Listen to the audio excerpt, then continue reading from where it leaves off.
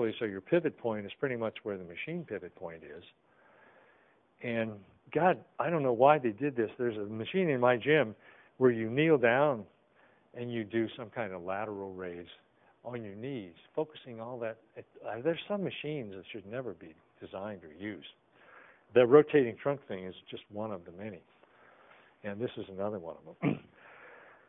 Now, here's an important thing about the FTB fiber. By the way, it's very close to a wild type of fast twitch fiber that is found in wild animals. Think of the possibilities if a human could program the genes, remap the genes in some way, or express the genes in a way so as to produce FTX fiber. They'd be the fastest humans, fastest, most powerful humans in the world. Some people may have a few hybrid fibers of that type. With his vertical leap, Michael Jordan might have had some. Some people who are just extraordinarily quick may actually have. It's there in the genes, it just isn't expressed. And if something can be done to trigger that, it might fuel the next generation of super athletes. But they'll rip out their connective tissues because they're not strong enough to handle that kind of force over that shorter period of time. But here's the other trick, is you want to overexpress the FTB fibers, and how do you do that? You rest. You hit them and you rest. Take 3 days off after that, or even a week. So over time, you begin to express, they revert a bit. But the funny thing is, the natural state of muscle, if you put it in a cast for months, it turns into fast twitch fiber. That was the primal state. That's what we had before aerobic metabolism. So rest tends to revert you toward a more fast twitch type of person. Okay?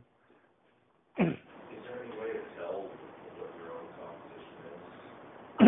Well, they can do muscle biopsies. Yeah. And it depends which muscle they hit. These stories you hear about people having, they're roughly half and half.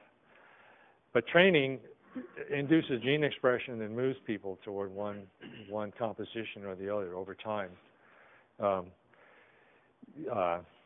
Wild animals like the porpoise, you know how the porpoise leaps out of the water? That's all fast twitch fiber that throws them out. Calculations were done, and the Navy was studying porpoises. They said they can't possibly swim this fast. Well, they didn't recognize the high fast twitch muscle component that porpoises had, plus the efficiency of their skin. You're doing your hierarchical set, 1584, and then you're doing some negatives after that. Is that what you're saying? Oh, I'm doing a negative in this particular occasion. You can do that. You're doing 15 negatives and then 8 negatives and then 4 negatives? The set I described, you're right. I did my hierarchical, 15, 8, 4.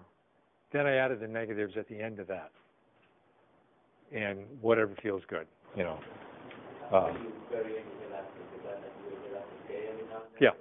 Or a particular move within a workout will be, I'll say, oh, that's going to be a lactic.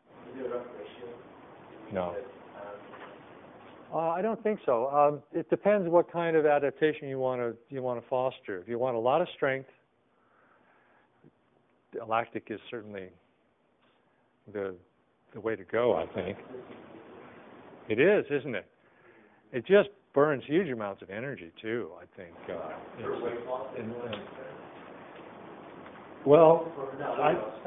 I think you want ascending or hierarchical. You want to produce a lot of lactic acid so you get a big growth hormone release.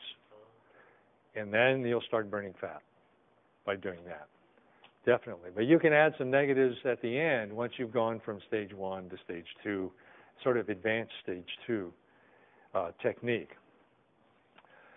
So what we're doing on these negatives, we're tearing the heavy myosin chains, those big powerful ones. That activates the repair. When we know the repair triggers this autophagy, you consume the damaged proteins, use them to rebuild the new proteins, and something like the satellite cells migrate and start doing their thing. tearing the muscle going down lengthens it as well, and a length